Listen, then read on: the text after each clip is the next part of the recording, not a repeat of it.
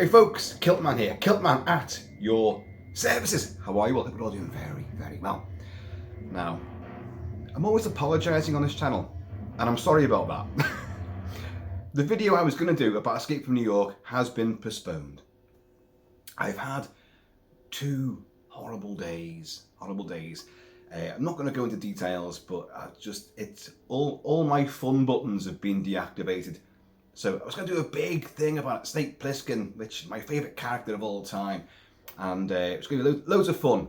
But as I said, the fun was deactivated, so it's just postponed temporarily. So don't worry. But the greatest thing, of course, is today is October the 1st, 2025. Haha, October the 1st.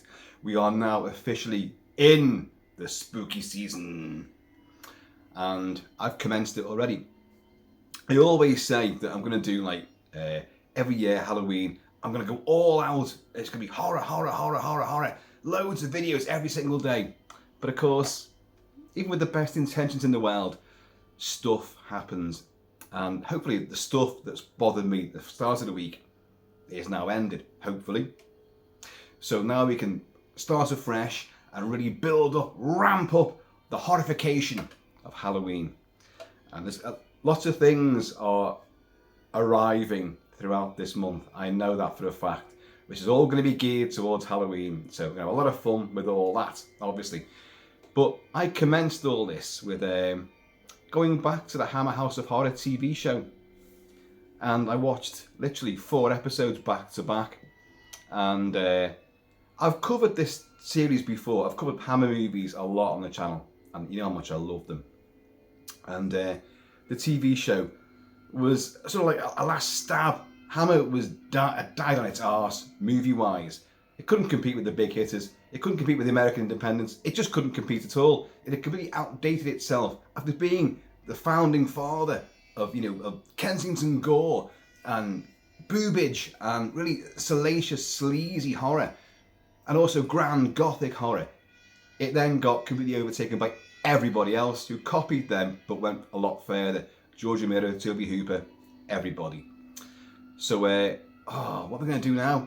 Well, of course, they created the TV show. Now, I've discussed this before, so I'm not going to go into all the beginnings of the Hammer HOH and what it became, the Hammer HOH of mystery and suspense, which no one ever talks about that. And nor do I, because I don't really know it that well. I've seen it, but I don't remember any of the episodes at all. And when you talk about Hammer, you're in the pub, you're wherever, you start, oh, you review movies, do you? Oh yeah.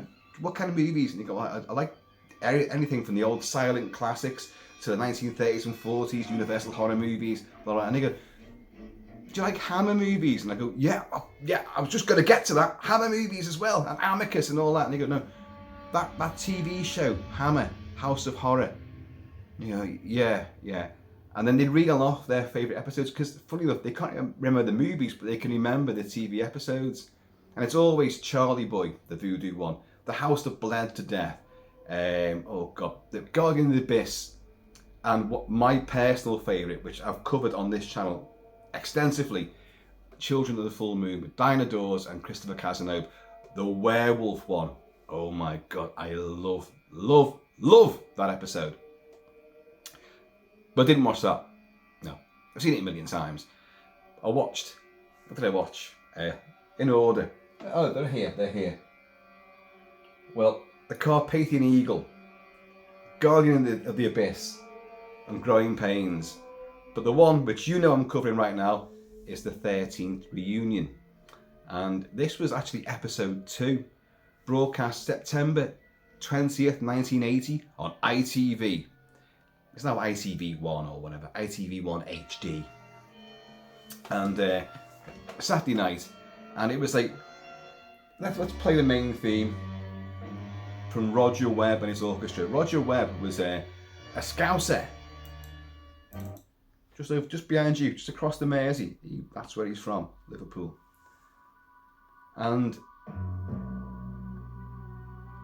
it's a very sort of downbeat, sort of jazz, funky, but really pessimistic take on a main theme.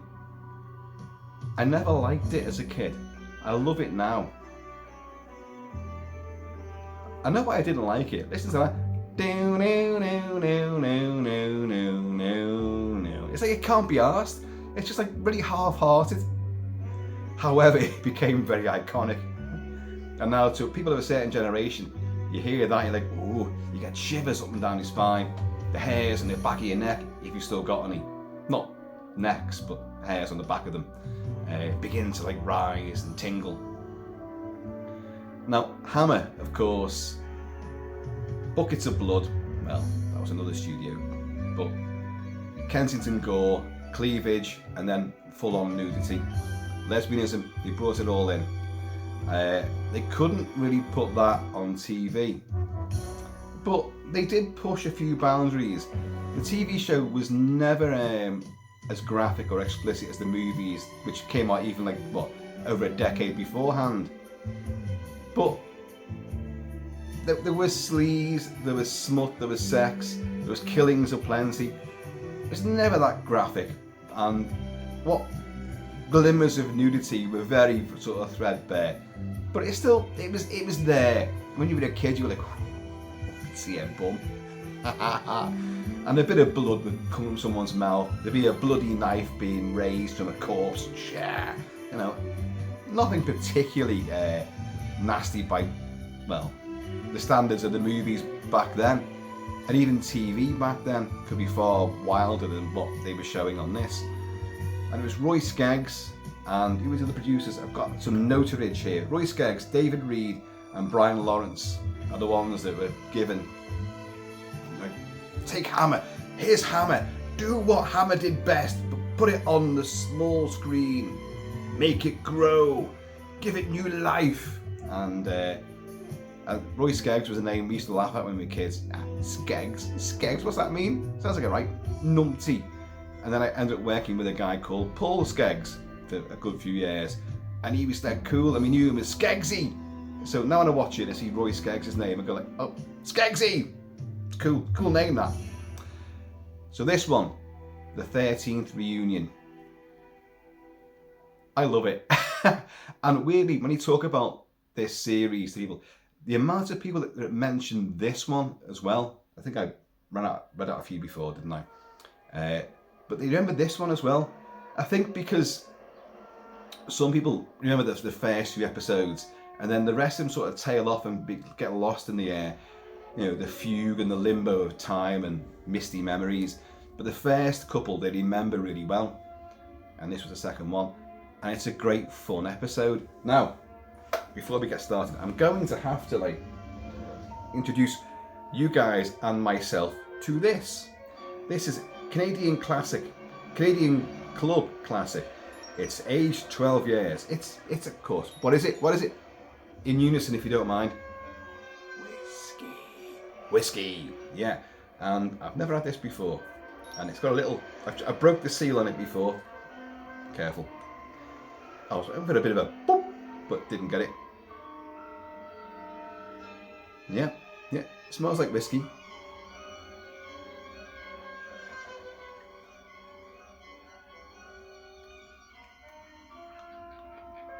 Yeah, it tastes like whiskey. It's definitely whiskey. Right, yeah, well, we'll be indulging in this. I'll talk about its flavours as they come up, they bubble back up the back of my throat. It's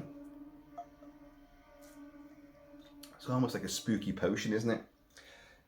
So right, I'm playing a hodgepodge of scores from the Hammer House of Horror. All done by the composer who composed for this.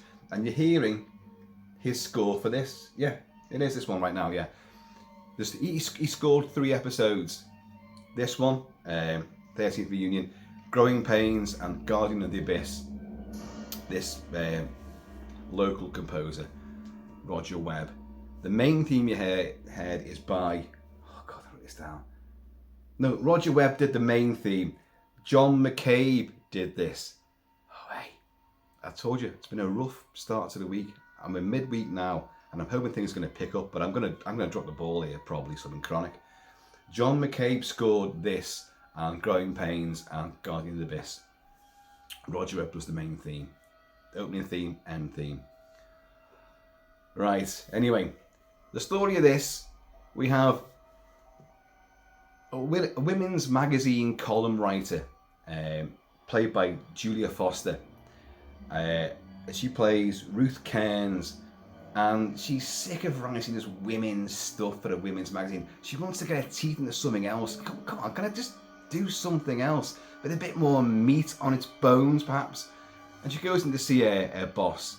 They talk about the big white chief. Obviously, you never see this guy, you know, like Perry White, you know, and all this. And J. Jonah Jameson. She goes in and sees a female boss. And she goes, I want to do something a bit more interesting. She goes, well, I've got a job for you. Because I think you're putting weight on, aren't you? You're carrying a bit of excess weight there. How fucking rude is that? She's like, well, you're joking, aren't you? You know, like, well, okay, you know, well, I've let myself go for the last couple of weeks, but, you know, I'm all right. No, there's a story here. I want me to go and cover the Chesterton. I was going to say Chesterfield then, and there's a reason why I shouldn't mention that. The Chesterton Health Clinic, which has got this new Think Thin health program, and everyone's talking about it. It's all the rage. Don't forget, this was obviously 1980, but the Jane Fonda workout and all this kind of stuff. Nothing's ever changed. Everyone still wants that lithe body, don't they? He says, supping liberally on the whiskage. It's still got the little label around it. Oh, let's get away. Let's get rid of that. Get rid of that, shall we? So, just go in there and just pose, and like as a, you know, you want to take part in this trial, in this program, and lose a bit of weight, but and then write about it. It's a women's magazine, for God's sake. So, okay, albeit reluctantly, off she goes, and she enrolls in this class, and you first meet, oh God, I've got to get everyone's name now. Warren Clark, the great Warren Clark, from Daliel and Pasco and Clockwork Orange, ID, many movies, many TV shows, a very familiar face, you know, on British TV and in movies. And he plays, I think his name's Bob, and he's got trying to lose weight. You know, he's divorced, and everyone's there sitting in a big circle. But you have the great James Cosmo, Scottish actor James Cosmo, from Game of Thrones, from Highlander, from Braveheart, from a gazillion other TV and movies, and he is outstanding. He plays a PE teacher, right, called, I forgot his name, did I write his name down? Willis. And he's a bastard. It's all shock tactics. He's got some poor woman on stage in front of all these other, you know, enrollees, and, you know, she does not look that bad at all. Well, he's going, you fat ox, you fat bitch. He's condemning her, something chronic. You let yourself go. You must look in the mirror and you must vomit. You know, no wonder your husband works late in the office at night. He doesn't want to come home and see your fat face, does he? And like, he's giving it absolutely full on wallop. And she's crying, and she's just in like a swimsuit or something. She's like crying her eyes out. And you know, like, well, they're laughing in the audience. Like, our girl, our inside girl, and Bob, Warren Clark are having a bit of a laugh, and they're passing little notes to each other and all that, like school kids. And but he's really ripping it apart. Now, there are shock tactics out there, which, you know, psychoanalysts and psychologists, you know, shock psychologists will use to elicit, you know, sort of impulses and motivate people. But it's been proven to be one of the worst tactics ever. But it was quite big at the time, with like shock jocks and that, who were doing this sort of like, you know, really in your face, and she's in hysterics, crying her eyes out. But he does kind of comfort it, so like, you know, like, you're doing really well. That's your first step. That's the lesson you've got to learn. You're doing really well. That's brilliant. But you put weight on, you know, the last week. And then you get Bob gets up there, and he said, like, well, Bob, you're doing really well. You've lost a bit of weight. And Bob just goes, I actually haven't. I put weight on. And he goes like, well, but you look great, because you can see it in your eyes. You've got that desire to lose weight. He's completely spun it round. He took the piss out of her for doing the best she can. And he's praising the guy who's put weight on. What the fuck is that about? Anyway, what's her name? Ruth Kearns and Bob kind of hit it off, go out for a meal together, and she's eating the frugal diet that she's meant to have on this enforced sort of a regime, this Think Thin program, and he's got a big bloody roast dinner with tons of potatoes and all sorts. She's going like, how can you be eating that? He said, well, no, they told me that that's what I can have, and because I'm doing really well, and they've given me this, I can have a blowout, tonight, and they're giving me this tablet, which is going to increase my metabolism, so it'll burn it all off quicker. They said because I've done so well, my metabolism has slowed down, so I'm putting a bit of weight on, just stupidly, because the body's sort of like not realised, it's putting up with it. I've put more dialogue in there than he actually has in the TV show. So he pops this tablet, and anyway, they hit it off, and he writes her number down on his hand. It's important, this. Writes her phone number down on his hand. No mobile phones back in those days. You could just put it in there as a new contact. By the way, is it just me that struggles with putting new contacts in? It surely can't be. I'm not that stupid, Well, okay, the jury's out on that one, but my new job, I keep meeting new people that I've gone to have to work with. So they forever like, just put my number in, and I'm going like, right, actually, as a new contact. Or they ask me, well, if it's easier, give me your phone number. And I can't find my phone number. I can't find it. I'm 56. Am I meant to know these things? Mrs. KILT-MAN knows these things off by heart. She's got a photographic memory, so she knows everyone's phone number very, very well. Dates, times, places, faces, names. She knows it all. Kind of worrying when you think about it. So he writes her number on his hand, and off he drives. He's popped that tablet, and then we have this nightmare ride back through the country lanes. Cheers, y'all. And he starts like, he's getting a bit bleary-eyed and a bit sort of, whoa, what's happening here? And then he has hallucinations of himself sitting next to him in the passenger seat, laughing maniacally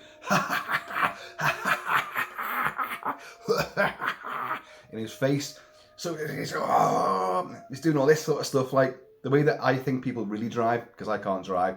So if I imitate someone driving, I go like that. And he plows himself into a tree, kills himself, tumbles out the car, and some sinister guy in a black suit just is there very handily. He's right there. The second that car crashes and he tumbles out, this guy in a black suit comes out and like, right, we've got you. Why have they got him? What are they doing? I should say that in this series, there's always like a pre-title sequence, a pre-credit sequence, and in this one, you have two guys in like black suits, and there's a cadaver on a slab, and they pull back the sheet, and they go, right, a big meat cleaver comes up, and they obviously hack off the head. Right, you've seen that already, so you know the sinister stuff is going to happen in this. But what's this health clinic got to do with it all? Anyway, so Ruth gets a call from the cops the next morning, and did you know this guy Bob whatever his name is, and she goes, well, yeah. She goes, well, is he all right? Well, no, there's been a road accident, and I'm afraid he's died. She's like, oh my God, well, how did you get my number? Well, it was written on his hand, wasn't it? Hey, there you go.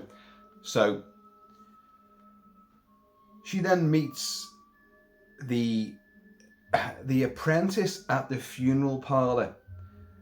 Are they called Ashcroft? I'm sure it's called Ashcroft. Let's see if I've got their name. Ashford. The two brothers that run the Ashford funeral parlours, played by Norman Baird, playing Basil Ashford, the great Norman Baird from TV, movies, stage. Always plays like a pencil-neck civil servant in movies, TV and stage. And he's brilliant at it, like a very officious little prick. And George Innes playing Cedric Ashford, his brother. Now, George Innes always plays like, he's played a lot of different roles, again on TV, stage, and in movies throughout the 50s, 60s, 70s, 80s, and he's more like your gangster but he can be an accountant, but also a bit of a gangstery accountant as well. He's the more sinister one. Now these two run this funeral parlour, and these two are the people that you saw hacking the head off at the start before the credits. So they're in on something, aren't they? So the young guy, Andrew his name is, and he's played by, give everyone their credit, Gerard, I can't really be on right, Gerard Kelly plays Andrew, with a bit of a Scottish accent, if I remember rightly, bit of a Scottish accent, could be wrong, did sound that way.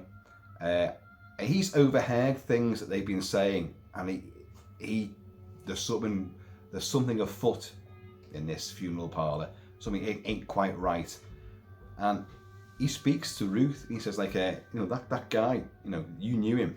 He said, like, there's something going on here. Something doesn't add up. And she said, well, what do you want me to do about this? And the two of them sort of strike up a rapport. He said, like, let's go and check out that body. It should still be there.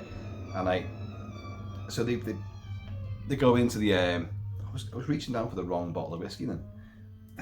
They go into the morgue in the funeral parlour, and they pull out the shelf, the cupboard, the drawer. That's it, the drawer. And no, hang on, no. I've probably got this stuff the wrong way around now. Doesn't really matter.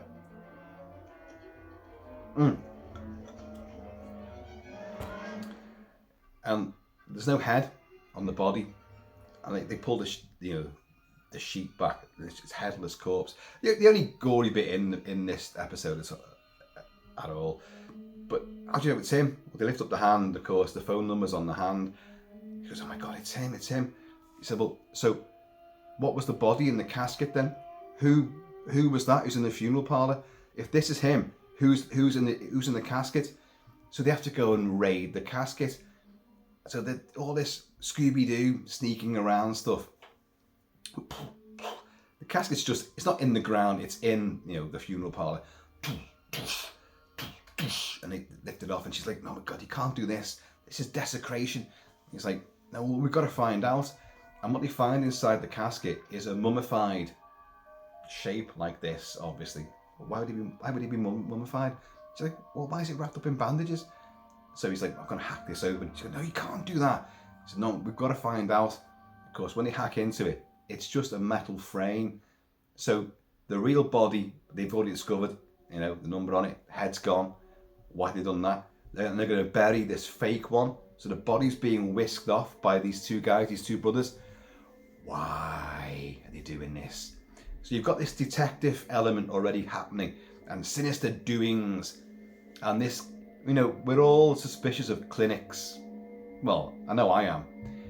Health centres, health spas run by private industry. Although I'd say that state-run one, if they're run by the state, they'd be far, far worse.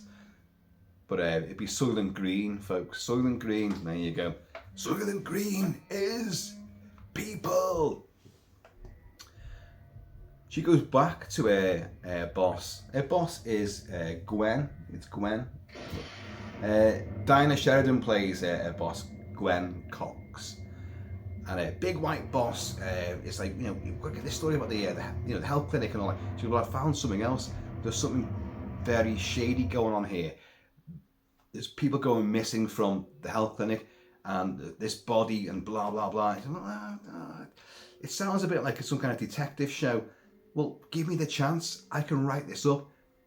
And Gwen, her boss, just goes, okay, you've got the job. But you think they're part of this other, so this clinic run by someone called, say, Humphrey Chesterton, played by Richard Pearson, and he's a lovely old beer soak, the upholstered armchair, the Rolly Birkin QC, for those of you that know, and he's in tons and tons of TV, always like a walk-on sort of part. I think he did a lot of stage work as well, very upper class, and so he runs the whole thing. So he said, well, to get you into that clinic, there's another side to this clinic, obviously. We're going to have to give you a reason to be there. Not the losing weight thing. This is a different side of it. So they bring this other doctor in, he goes like, well, okay, I can give you a fake diagnosis of I'm not even sure what it is. It's not deep vein thrombosis. I'm sure I remember they said that. He says like, it's something to do with your veins anyway. Just say you've got pains in your leg and it's something to do with the veins. And I've sent you there. So off she goes to this clinic, the Chesterton clinic again. And now she wants to be, put in there as a patient. And she sees the guy in charge. Did I write his name down? I don't think I did. I did not. Doesn't matter. And he takes her in. It's unusual this, to come straight in like you've been sent here by your GP. What's your GP's name? I don't know. We don't get referrals from him usually. What seems to be the problem? And it's it's these veins, doctor. So we'll hop on the couch there. Let's have a little look at you. And this is a good time to say that Julia Foster is gorgeous, but she's an older gorgeous. He asks her age, and she goes, "I'm 29," and she's got a very kittenish sort of face, big wide eyes, her blonde hair is kind of like sort of comes up like that, like it's like a cat's face, which is very appealing, obviously. And no way is she 29. She's definitely in her mid to late 30s when she's playing this role. But it doesn't matter. It doesn't matter. Hammer is not using it as a sex kitten. Hey, see what I did there? The little pussy face. They're not using it in that respect. She's a character in it, and she's a plucky little feisty sort of chirpy little thing. And I love looking at it, and I love listening to her voice. I think she's perfect for the role. She's also, a little bit of trivia for you folks, especially in the UK, the TV personality Ben Fogle. Yeah, he won Castaway. He then became an outdoor adventurer, and he loves pets and animals and does loads of TV shows about pets and animals and outdoor adventures with pets and animals. Well, she's his mum. Ben Fogle is, reaching for the wrong bottle again. Ben Fogle is Julia Foster's son. So there you go. Cheers, y'all. But she's not used like Suzanne Danielle in Carpathian Eagle, like many other women in Hammer movies. She's not a sex kitten, but she hops on the thing and he starts to feel her legs, and she's doing fake pain. And you can see he's thinking like, what the there's fucking nothing wrong with this. What the hell are you on about? But I think she's lovely, and but she's not used in that way. And I think they kind of get that joke that she's not meant to be any sort of sex appeal, but she's still appealing to all the dads and the young lads who are watching it, because young lads always like older women and all that. And anyway, it works. So she gets admitted in the new capacity, not the health, the diet program. This is now you're now one of my patients. So they put her in this room, and there is a shot when she gets in this room, a bit like Jessica Harper as Susie Bannion in Suspiria. She hears footsteps, and she she kind of clocks all the different rooms and different doors to try and work out how to get around to certain windows to get into a certain room. And she's plotting all this out, and you see nurses walking around, and like she opens the door. Right, okay, she's gonna get changed, get out of their patient's gown and put her normal clothes on. And you see a shot like this. She comes right up to the camera and goes, and I was watching it, just before, and I was thinking, like, oh, you don't, oh, damn it. But again, it's not, that was massively, director Peter Sasdy has gone like, well, I'm gonna tease people with this, and it's definitely there, but we're like, no, we can't, because she's not right for that sort of thing. Which makes it even more perfect as far as I'm concerned. So and she gets changed into her normal clothes and then goes skullduggery again. And this episode has a lot of people creeping around sinister places and finding nasty things. Corpses with their heads missing, cut, fleshy things hanging up on hooks and all that. You've got that as well. And she finds all this in this clinic, and she has to do it. She goes outside, she's counted the rooms, right? So this window, right, I'm gonna get this one. She's playing pure sleuth, and she's really got the bit between her teeth. And she gets in there and finds all these corpses hanging up, like, and then that director of the institute, the Chesterton Clinic, comes in and takes a headless corpse. Watching this, I get massive vibes of Phantasm, the tall man, Angus Scrimm, carrying, you know, caskets under his arm and bodies, you know, and just moving in slow, ghostly slow motion. And so there's vibes of that. Anything with a mausoleum or a crypt or a tomb. And Amicus is a great hodgepodge, horror, thriller, sci-fi, adventure, crime, World War III, drama, Scream and Scream Again, which I have reviewed on the channel with Peter Cushing and Vincent Price. A mess of a movie, but great, tremendous fun. You get vibes from that are in this episode as well. He watches him put this body into his car, and then off he drives. And so she gets into her car, across the gravel driveway, gets into her car and follows him. In this episode, there are 2 scenes of her following people in cars, and she's right behind them. There's no way you could be tooting along a country lane and not know that that car, that 100 yards behind you, not even that, 50 yards behind you, is tailing you. You know it is. And they drive into the country, in this case, drives into a country estate, the gates wide open, a big country mansion house, and drives down between the fields up to the gravel driveway to another big, lovely, luxurious mansion house. And she's right behind it, and then parks up somewhere else. And in something which Hammer devotees will always love and defend, the day for night shooting is absolutely apocryphal. It's god awful. But you expect that Hammer does this, and I think without a doubt it certainly became a bit of a trademark. So the TV show always did this. The day for night shooting was diabolical. So it looks like you're driving on in this particular instance, you're driving on a lovely bright summer's day. You know, it's basking in sunlight, and then the alien mothership from Close Encounters has just gone in front, turned its own lights out, but gone in front of the sun, and everything's turned this really weird, bizarre, beautiful blue cast, which is still very bright, with shadows and all sorts. So that's how it looks. So you've got really bad car chasing, car pursuant sequences, and really naff day for night. But it's all par for the course. So she has followed him to followed this guy, the director of the institute, the clinic, to some big country estate, and she sees the body get taken out, and as a footman comes out and helps with all this. He's like, right, I'm going in. So she manages to pry another window open. She gets inside, and there's a lovely banquet room with all like lovely candles and ornate pictures on the walls and all that. Very plush, very opulent. It's a lovely country house, and hearing beeping horns there, that's Bob. This sequence and the laughter there is his ghostly version laughing at him. I'm trying to reenact the whole thing for you, you know.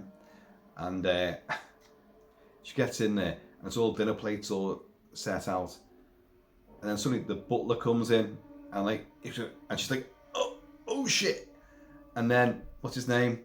Oh god, Richard Pearson, Sir Humphrey Chesterton comes in, and he's like, oh, a surprise guest. And he's such a lovely, charming little old git. You know, he's a tiny little frail looking thing. And he's like, you will stay for dinner, won't you, my dear? Please stay. So she goes, well, I can't get away now. So they lead her into this guest room, you know, the lounge, you know. And there's a load of other people there from all ethnic, you know, minorities are all there. and he's super charming, and she's super confused. And they're going, "Oh, are you a friend of Sir Humphrey as well?" And she's like, "Well, yes, I am. Yeah. What's happening here?" "Oh, we're having our usual meeting, and it's going to be a lovely lunch. It's going to be a lovely banquet. You're going to have a great time." And she gets to talk to these people, and as she talks from one to the other, and you get to know little bits of backstory, and Sir Humphrey's kind of like, "Oh, Rakesh, I forgot the name wrong, but I believe you lost your wife." "Yeah, oh, but at least it was sudden though, wasn't it? No long suffering and all this." "Oh, and the meal tonight's going to be wonderful, And she's asking various people, like, "How did you all get to meet?" As one woman she keeps talking to, "How did you all get to meet?" "Oh, well, we were on the plane. Do you remember flight blah blah blah from London to Marrakesh?" And she goes, "What, like a year and a half, 18 months ago, whatever it was, like?" And she went, "Yes, that's the one, yeah. We're all the survivors." And she's like, "Survivors? You got rescued though. I remember reading about this and hearing about it on TV. You got rescued within 2 weeks." And she goes, 2.5 weeks. 2.5 weeks, father. Sorry, Arnie just thrust himself in there. 2.5 weeks. But how did you survive? How did you survive? They don't spell it out. They don't need to. They ate the bodies of the dead, and maybe those who were close to death. Ate them. Still fresh meat, And that's how they survived. So now they're cannibals. That's the whole point of it. They're cannibals now. So they meet. This is our 13th reunion. That title, I mean, when you first watch it, there's nothing giving this away. Nothing. And I love that about this story, this episode. You're watching, there's a skullduggery at the funeral parlor. There's people getting strangely killed with weird drugs. There's all sorts of weird stuff taking place. Massive sort of shenanigans behind the scenes. Sinister goings on. But you've got no idea what the 13th reunion.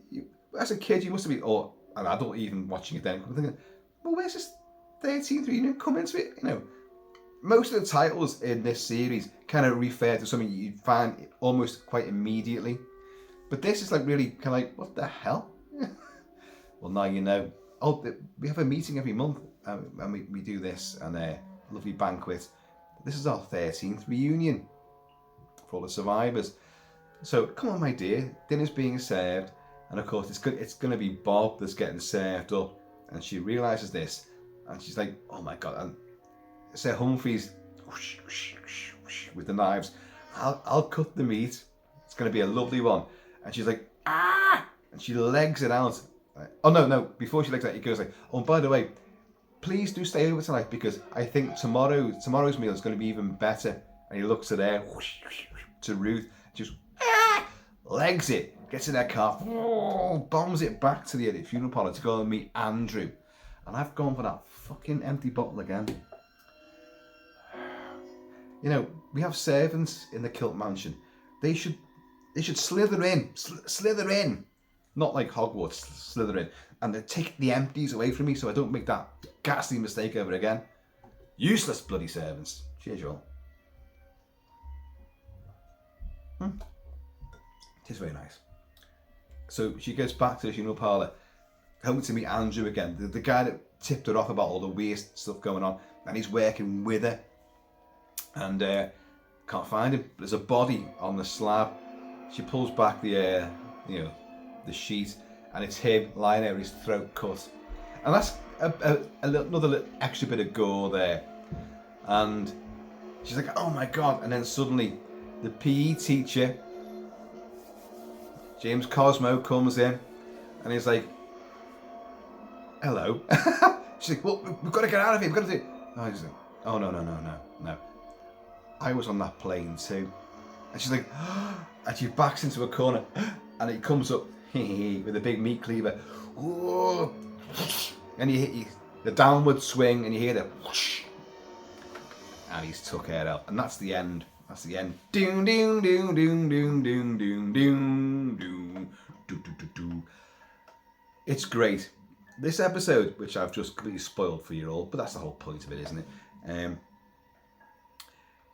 Tons of sleuthing around, lots of creepy, going through dark rooms, uncovering cadavers and things which are not cadavers, but they should be, and putting it all together, piecing it all together. It's beautifully done. Sazdy directs this with quite a bit of a aplomb and a tongue in his cheek. As I said before, he did Vampire Lovers, Countess Dracula, and what was the other one? Oh God, I've forgotten now. Taste the Blood of Dracula.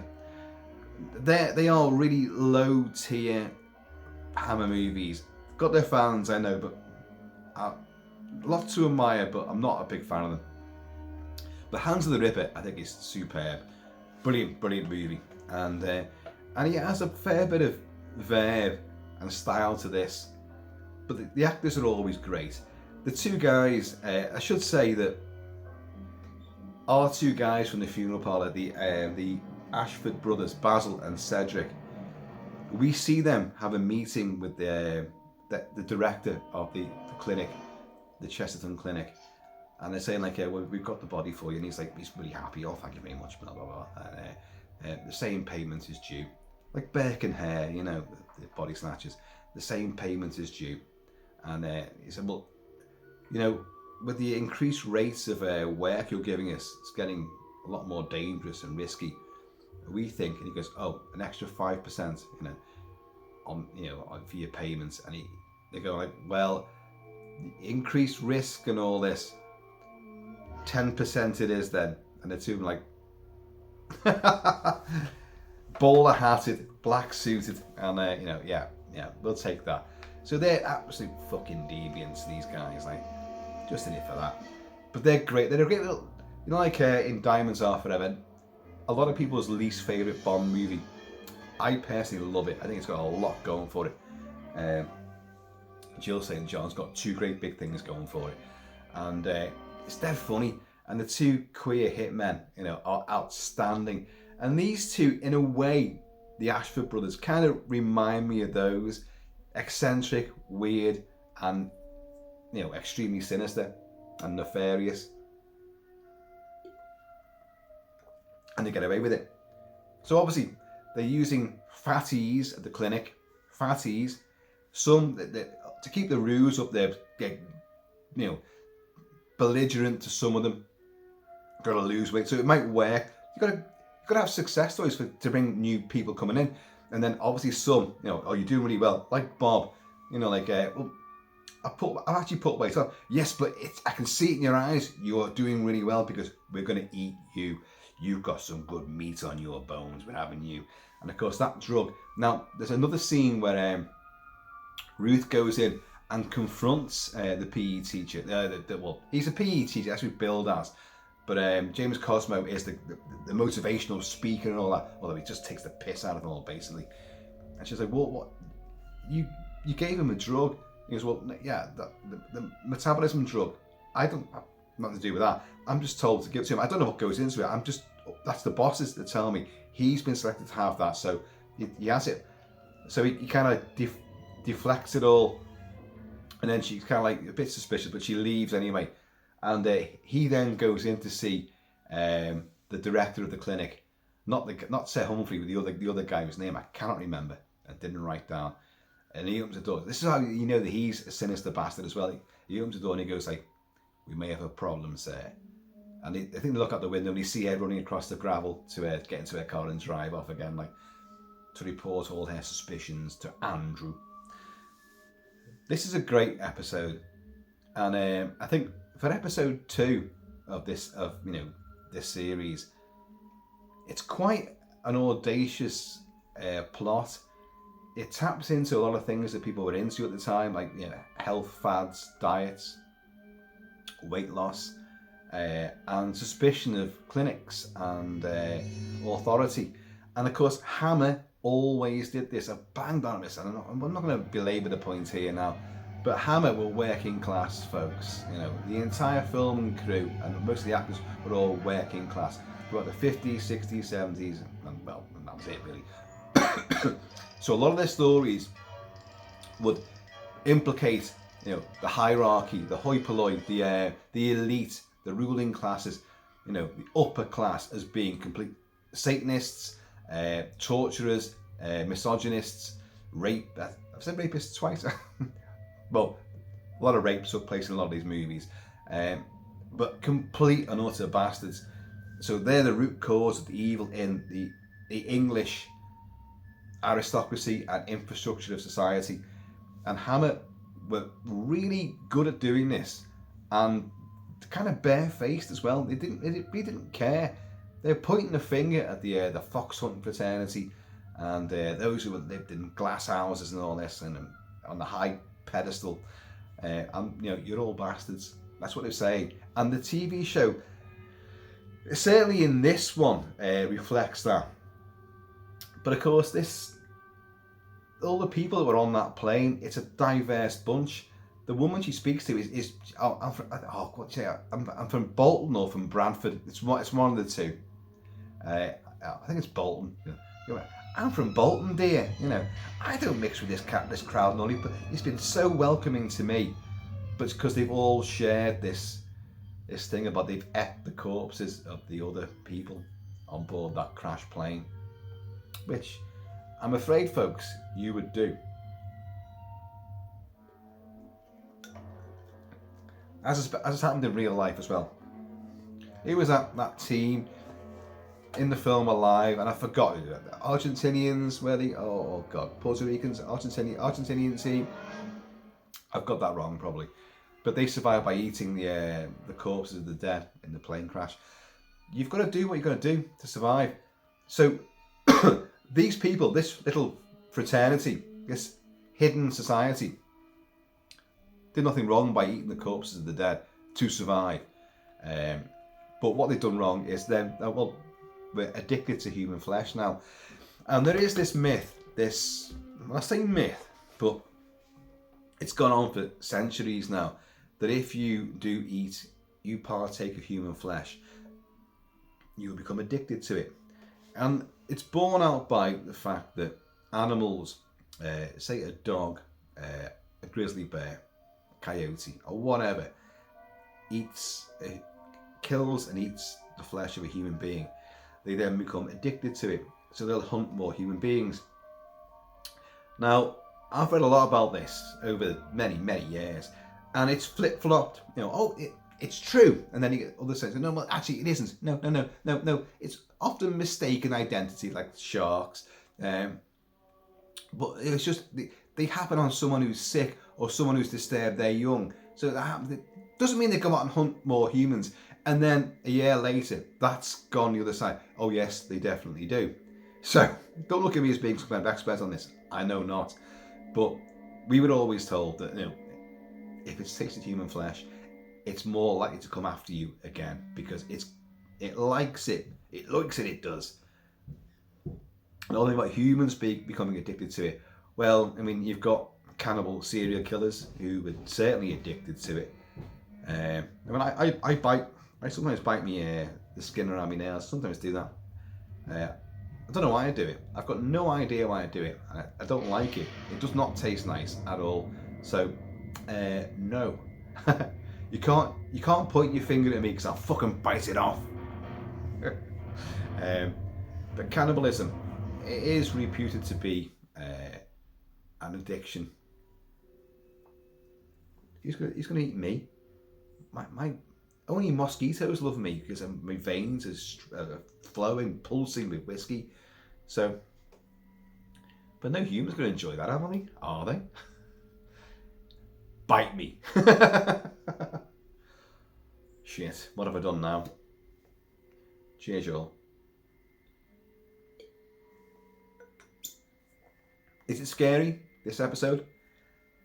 No, it's not scary. It's fun. Because the bad guys really, when you meet all this group who clearly know where the food's coming from, they all know what they're eating. You know it's a person that's been probably killed because they don't want some diseased old duffard now, do they? They don't say any of this, obviously. They want someone who's fit and healthy and full of juices. You know, you want the best cut. So that's why under the guise of a health clinic, no one's ever going to look at us. You know, if they were fattening people up and they were all going missing, then you think, hang on, that's some kind of farm taking place there. So the authorities would maybe look into it. Because it's actually a dietitian, a diet clinic, they can get away with it because it's swept under the carpet. But it's a lot of skullduggery. The fake funerals, the fake coffins, the fake bodies, and the real ones are being offed. It's the chopping off the heads. You know, it may get mentioned in it, which I can't remember, but why would you do that? Because I'm immediately reminded of The Hills of Eyes, Wes Craven's late 70s cannibal classic, which I'm sure I've talked about it a lot. I don't know if I've actually done a full review of it. I probably have. I've reviewed it on other platforms. I know I've done that, and I love it. And James Whitmore as Papa Jupiter, and they've got the dad of the regular family, and they've immolated him. They've nicked the baby. They've done all sorts of horrible things, like, and they're all eating the dad's body. You know, but his head is smoked out head. You know, it's still got smoke coming out of it. Like, and like Papa Jupiter's like taking the piss out of him. Like, you come out here, stick your face in my life. I'll eat your kids. I'll eat your kids. And like he's taunting this head. So I think if Hammer had really gone a bit, you know, out there with this, because this came after The Hills of Eyes. Imagine, you know, the big platter, and there's, you know, the chest, the torso, and he's cutting all that up, and it's on the plate, and all the luscious sauce, the gravy probably made out of the blood as well, like, which of course you would do, wouldn't you? And then another comes up, and there's the head, because if you think about it, they've ate the bodies of people, and they've probably seen the I'm saying frozen, because I'm thinking of the guys in the film Alive. Venezuelan, Brazilian, I'm not sure where they came from. Was it football? Was it basketball? Was it? I can't remember. You're all going, no, it was blah, blah, blah, blah. I know, but I can't remember. And you're eating that. You'd be looking at the face of the person. Maybe you hack the head off so you don't have to look at who you're eating, I would suppose. But these guys, to make them even more sinister, you know, you'd have the head of the victim there as well, at the end of the table. Wouldn't that have been a really grisly sort of extra treat in an episode about closeted cannibalism? I think so. I would have really left a sort of a sour taste, a really dark flavour in that gravy, and the head would just be there. And in this case, it would be Warren Clark.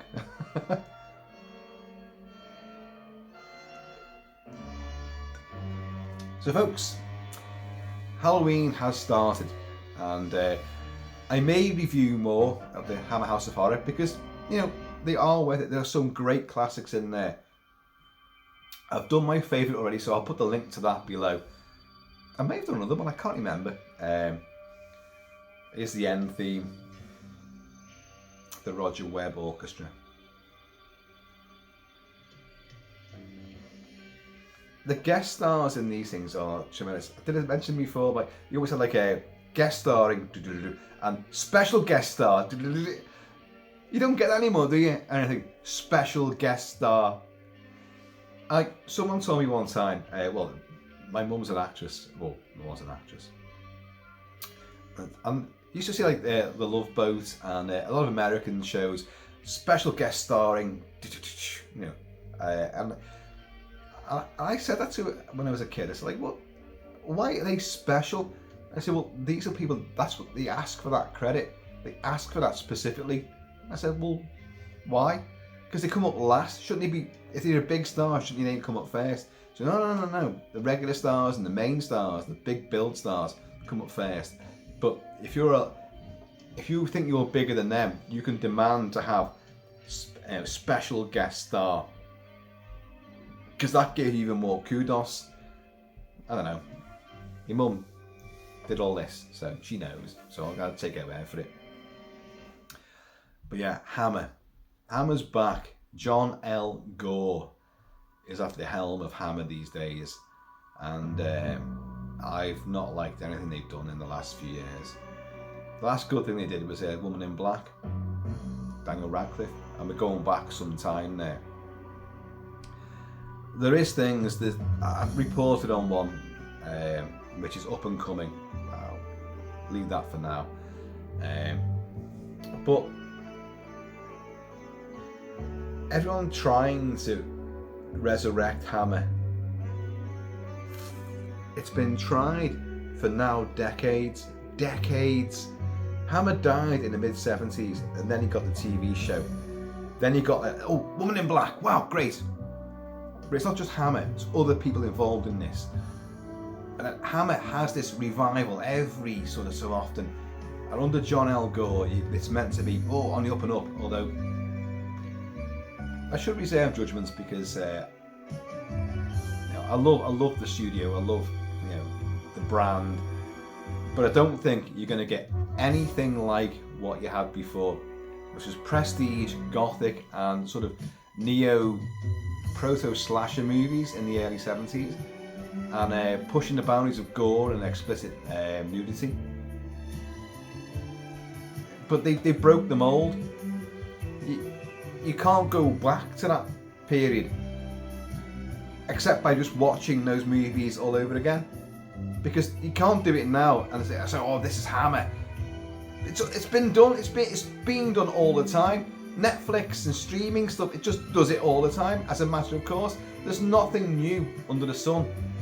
So, a Hammer brand, it's Hammer again, really isn't gonna, wow anybody. I don't think. I hope to be. I long to be surprised and like, oh, you were wrong about that, weren't you? Yeah, hope so. One lives in hope and optimism.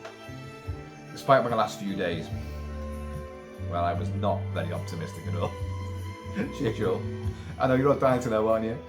It don't matter. It's not that important to you guys. It just was something for me.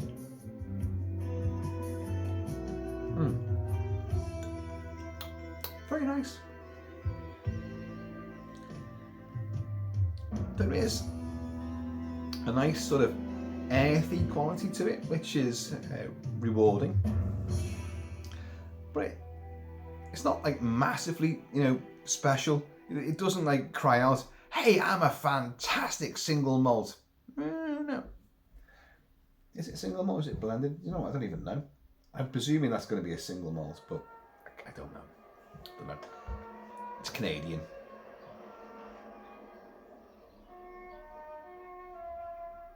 Yeah, Canadian. Right. No offense to any Canadians out there, any Canucks, but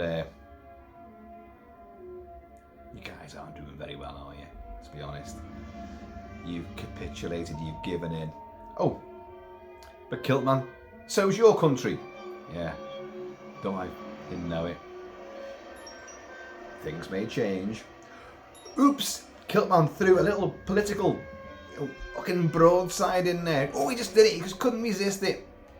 Hammer, back in the day, were brave enough to poke them and that at the establishment, to rock the boat, and to do it in mainstream movies, which the population loved and adored, and they went worldwide as well, and they were poking, fun at the establishment and authority in the UK, the upper classes. Good on them, brilliant stuff. Right, folks, we are now almost at the hour-long mark, which is longer than the episode itself.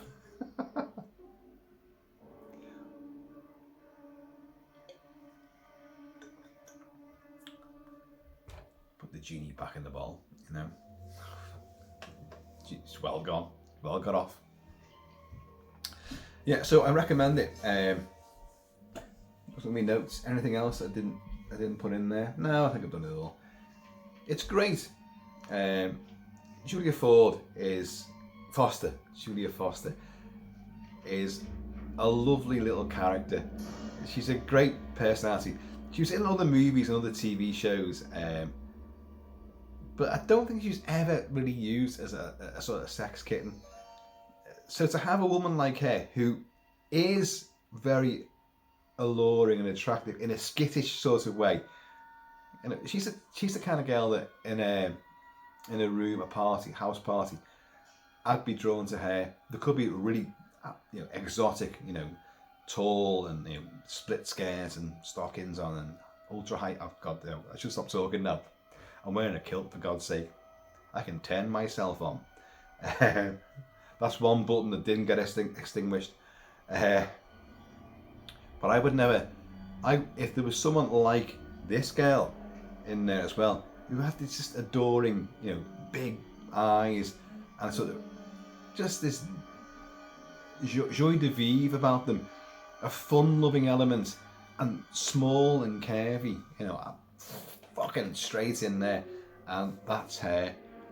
But she's not used to that effect. Although I said before, like when she does that and the camera just goes to darkness, you see nothing at all. I think they were playing with that there, because she's probably gone to them like to Peter Sassy, look, you're not going to use me for like any sexy scenes, are you? Because I mean, look at me.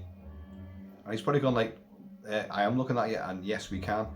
But you know, and okay, you're not what we would normally recruit, but you're playing a character role. You're not meant to be a sex kitten, so just go with it. But we've got to show something by showing nothing. You know what I mean? You think I'm labouring the point there? Hammer was making, these were issues and benchmarks and a standard stepping stone in all their filmmaking and TV shows. There had to be an element of like, ooh, had to be. In this case, it's playful because it's not what you'd expect. But I know, sitting there as a kid, I know I was thinking something which what would I be then?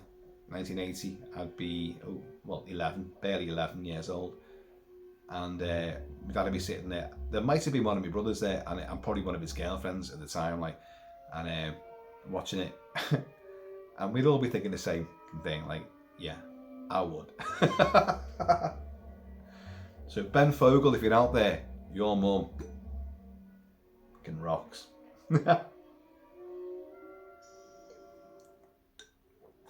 Right, anyway, folks, I have been and always shall be KILT-MAN, so please, in the meantime, as ever, like, embrace the forthcoming Halloween in between time. Please keep it kilted, keep it Celtic, and I'm going to see you all.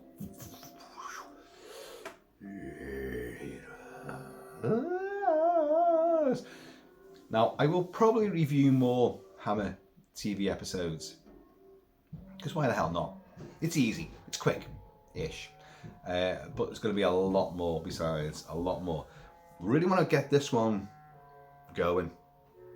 There's a sense in the world at the moment where, look, it's us against them and them against you, and everyone's divided. The Kilty clan, we all love horror movies, don't we? We all love horror. The real world is full of horror right now, but this is escapist horror. And we can relax and we can kick back and have a bit of fun with it. So I guarantee you, I'll pledge right now, I'm going to do more. I'll do something later on. Why do I do this? Why do I do this? A certain thing looms on the horizon. It's known as the pub. And when that gets in the way, then a lot of things which I have planned go up into the higher stratosphere. And tumble along, bumble along, and then leave the Earth's atmosphere. And then rocket round space at 1,000,000 miles an hour, never to come back for aeons. So, yeah, no.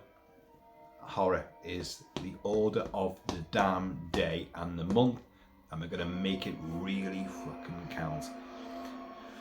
So please comment below, let me know what you think about the Hammer House of Horror. The movies, the TV shows, the episode in question, and you know, and you can always shout out things you want me to review. And I've already just thought, oh my god, there are several people that have clamoured for it. Dance of the Vampires, or the Fearless Vampire Killers. I will do it. I'll do it this Halloween. I'll do it during this Halloween period. I guarantee you I'll do it. And I think I've said that the last sort of 6 years or so. No, I will. So one final swig of this. And if you believe that, you'll be fucking anything. Yeah.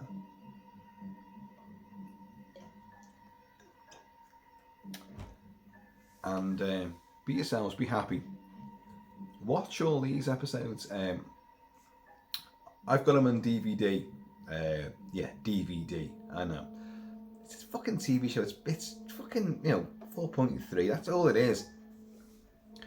What really are you going to gain from it? Apparently on Blu-ray, it does look spectacular. It does. Apparently, I've not seen it, but apparently it looks great. So, do you know what? I've got a feeling I've got it on Blu-ray. Well, there's one for you. I actually think I've got the entire series on Blu-ray as well. But I sat and watched the DVDs of it. Oh, what the hell, But it's available, so it's a great TV show. Hammer House of Mystery and Suspense. It could be great, but clearly it changes its tack from horror to mystery and suspense. Although this episode I just described has a lot of mystery and suspense. You're watching it the first time and you're thinking, what the hell's the 13th Reunion got to do with all this? Where the hell? What? I don't get it. What's going to happen here? But it all makes full sense, But I don't know what's going on with that. If you can catch it. It's out there. They're all going to be out there. They might be on YouTube as well in full episodes. They might be. I really don't know. But they're going to be available somewhere, some platform. Right, I'm out of here. So enjoy your supper. Don't you want one of them? Oh, them big silver platters and the big, you know what I mean? I forget the name of it. They go like that. In horror movies, there's always a great big reveal, isn't there? They look at Creep Show. There's the head there, the candles on it, like Happy Father's Day. But that's sort of it's tailor made for like a big severed head, isn't it? Ben Gardner's head, And like you got a side order of chum, and you got some crabs and eels. Bit of marlin, bit of stingray, game fish. Bit right through this fish wire. Don't you tell my business again. But it'd be great. Ben Gardner's head would be fucking great, wouldn't it? Snake surprise. Temple of Doom. Right, I'm out of here. I'm just babbling. So, babble on.